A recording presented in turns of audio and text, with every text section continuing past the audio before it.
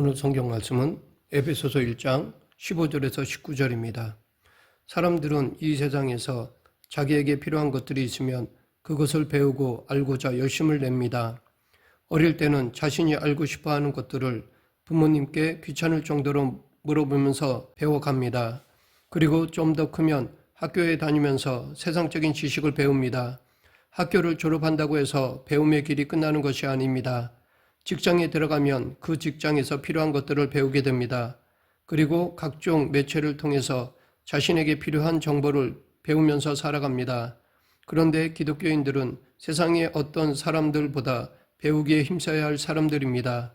왜냐하면 기독교인들은 알아야 할 것들이 더 많기 때문입니다.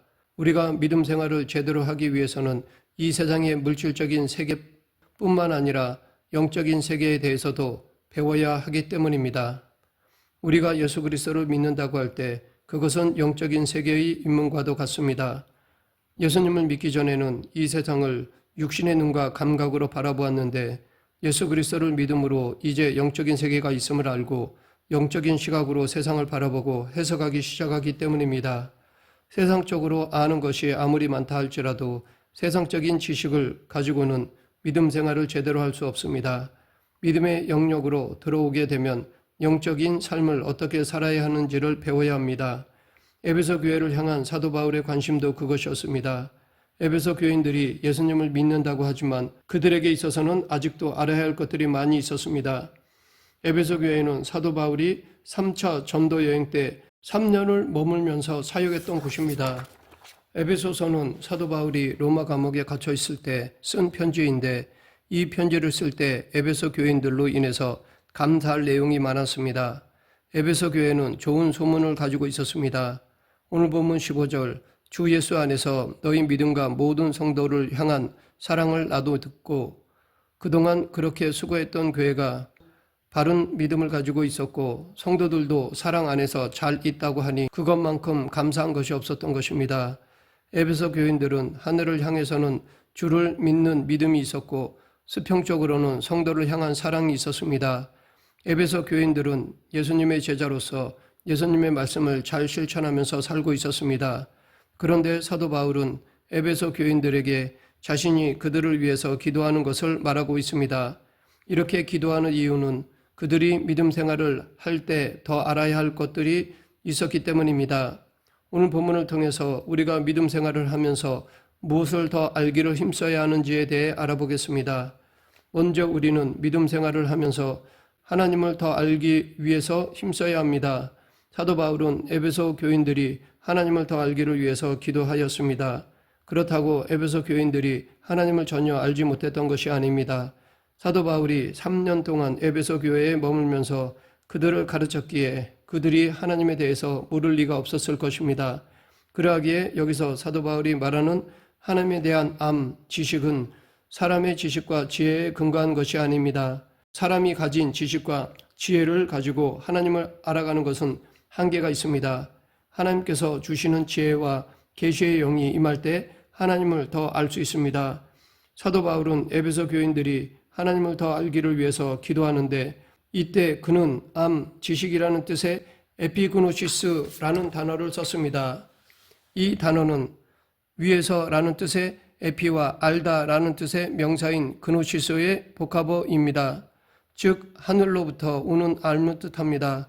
우리가 교회를 오래 다니다 보면 하나님을 잘 아는 것처럼 생각이 되어지는데 사실 그렇지도 않습니다. 하나님에 대해서 자주 듣게 되니까 그 이름이 친숙해져서 하나님을 잘 아는 것 같지만 사실 하나님을 잘 알지 못할 때가 많습니다. 한때 블랙홀을 찍은 사진이 공개되면서 세상 사람들의 주목을 받았습니다. 이미 존재하고 있었던 블랙홀을 관찰한 것만으로도 사람들은 우주에 대해서 대단한 뭔가를 알게 된 것처럼 경이로워했습니다. 그런데 하물며 블랙홀을 비롯해서 천지를 만드신 하나님을 잘 알고 있다고 생각한다면 그것은 우리의 착각일 것입니다. 하나님의 크기와 높이와 넓이는 우리가 가늠할 수 없는 분입니다. 사람들의 생각과 지식으로는 하나님을 알 수 없지만 그래도 하나님을 조금 더 알 수 있는 방법이 있습니다. 그것은 바로 하나님께서 우리에게 자신의 모습을 알 수 있도록 성령님을 보내주신 것입니다. 사람이 가지고 있는 지식과 지혜를 가지고는 하나님을 잘 알아가는 것이 아니라 도리어 하나님을 제한시키고 극히 부분적으로만 알게 됩니다. 그러하기에 사도 바울은 하나님을 제대로 알기 위해서 하나님이 우리에게 지혜와 계시의 영을 주시기를 기도한 것입니다. 사람의 감각으로는 어떤 것을 아는데 한계가 있습니다. 너무 멀리 있는 것도 잘 알지 못하고 너무 작은 것도 알지 못합니다.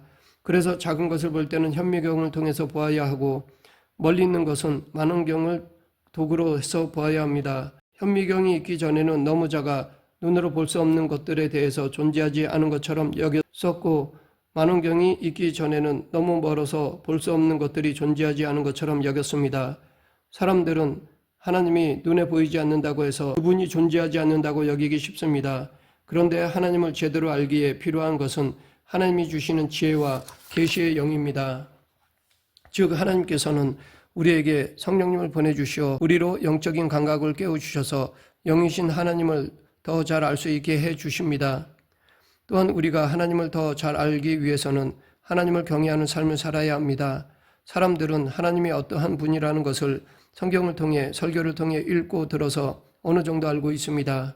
여기에 더하여 하나님을 실생활에서 만나는 경험을 하게 된다면 그 누구보다 확실하게 하나님을 알 수 있습니다. 창세기에 보면 야곱이 하나님을 더욱 잘 알게 된 이야기가 나옵니다. 야곱이 하나님의 복을 받기를 너무 사모하는 바람에 형 에서와 아버지 이삭을 속이면서까지 장자가 받게 될 축복을 가르쳤습니다. 그런데 역설적으로 그 일로 인해서 야곱은 복된 일이 아니라 아주 위험한 일이 생겼습니다. 그것은 형 에서가 분하게 여겨서 자신을 죽이려고 했던 것입니다. 부모인 이삭과 리브가는 이렇게 두었다가는 야곱이 죽게 생겼으니 외삼촌에게로 야곱을 보내기로 하였습니다. 그래서 집을 떠난 야곱은 들판에서 잠을 자게 되었습니다. 천막도 없이 들판에서 잠을 자는 것은 불편할 뿐 아니라 들짐승들의 공격을 당할 수 있기 때문에 야곱은 두려웠을 것입니다. 그렇게 걱정스러운 마음으로 잠이 들었는데 꿈을 꾸게 되었습니다. 그 꿈에서 야곱은 하나님을 만나게 되었습니다. 하늘과 땅을 잇는 사닥다리로 천사들이 오르락 내리락 하고 그 위에 하나님이 계셨습니다. 그리고 하나님은 야곱을 보호해 주셔서 다시 평안 가운데 돌아올 수 있게 해주시겠다고 약속해 주셨습니다. 야곱은 하나님과의 만남으로 인해서 자신을 보호해 주시고 함께해 주시는 하나님을 머리로만 아는 것이 아니라 실제로 삶을 통해서 경험하게 되었습니다. 욥도 그랬습니다. 욥기 42장 5절 6절 내가 주께 대하여 귀로 듣기만 하였사옵더니 이제는 눈으로 주를 배움나이다. 그러므로 내가 스스로 하나고 티끌과 제 가운데 회개하나이다. 우리가 예수님을 믿고 성경을 통해 하나님에 대해 아는 지식이 생겼습니다. 하지만 적 지식으로 아는 그 하나님을 제대로 알기 위해서는 하나님을 아는 지혜를 구해야 하는데 그 지혜는 성령님으로부터 옵니다. 그러기에 성령님을 간구해야 합니다. 성령 충만을 구해야 합니다. 그리고 실제적인 삶에서 체험해야 합니다. 말씀이 삶이 되어야 합니다. 그럴 때 우리는 하나님을 더 알아갈 수 있습니다. 하나님을 더 알아가는 것은 믿음의 여정입니다.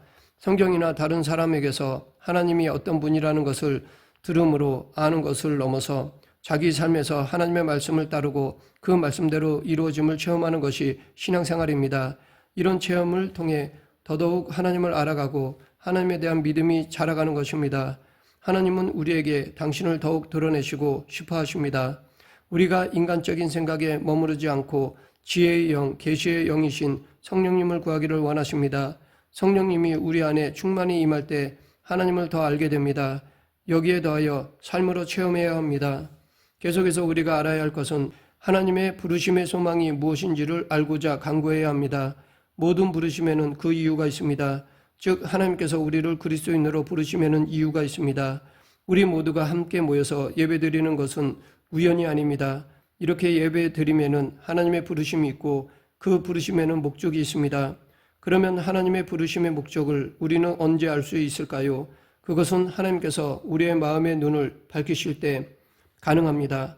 그렇지 않으면 자기 자신이 이 세상에 왜 사는지 그 존재의 이유도 제대로 모르면서 삽니다.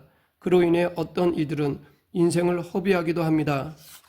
대부분의 사람들은 육신적인 시각을 가지고 살아갑니다. 그러하기에 육신적인 출세와 성공에는 눈이 아주 잘 떠져 있습니다. 그러다 보니 하나님께서 우리를 부르셨을 때는 당신의 소망을 이루기 위해서 우리를 부르셨는데 우리는 그 하나님의 부르심을 외면하고 우리의 소망만을 이루면서 살아갈 때가 많이 있습니다. 에베소 교인들도 육신의 눈, 소욕에 따라 살아가는 데 익숙했습니다. 왜냐하면 에베소 지역이 그랬기 때문입니다. 그곳은 로마의 중요한 도시였고 무역 도시였습니다. 그곳에는 아주 큰 아데미 신전도 있었습니다. 그래서 물질적으로 풍요했던 곳이었습니다. 그러니 교인들이 매일 보는 것이 세상적인 풍요함이었습니다. 육신적인 욕심의 눈이 밝아져서 살아가는 것이었습니다. 편함과 쾌락을 위해서 살아가는 것이었습니다. 그런데 사도 바울은 에베소 교인들에게 마음의 눈을 밝혀주셔서 부르심의 소망대로 살아가기를 원했습니다.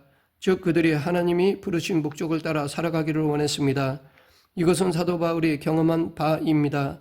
과거 사도 바울은 자신이 하나님의 뜻을 잘 안다고 생각했었습니다. 그래서 예수님을 믿는 사람들을 잡아 핍박하는 것이 하나님의 뜻이라고 생각했습니다. 그런데 다메섹으로 갈 때 길에서 하늘에서 강한 빛을 보았고 그의 눈은 멀었습니다. 캄캄한 어둠 속에서 아무것도 볼 수가 없었습니다. 사도 바울은 그 사건을 통해서 마음의 눈이 밝아졌습니다. 예수님의 제자였던 아나니아의 안수를 받고 그 눈에서 비늘 같은 것이 떨어져서 보이게 되었습니다. 그는 그 일로 인해서 하나님의 부르심의 소망을 깨닫게 되었습니다.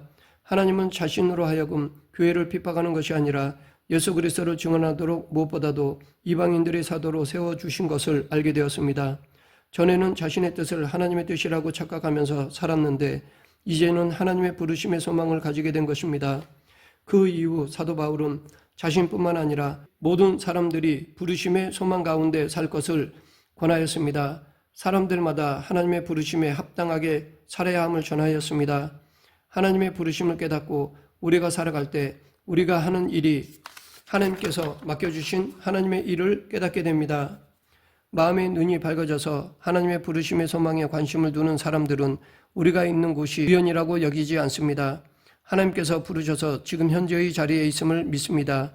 우리가 가정에 있는 것도 하나님께서 이루시고자 하는 소망이 있으셔서 우리를 부르셔서 가정으로 보내셨기 때문입니다.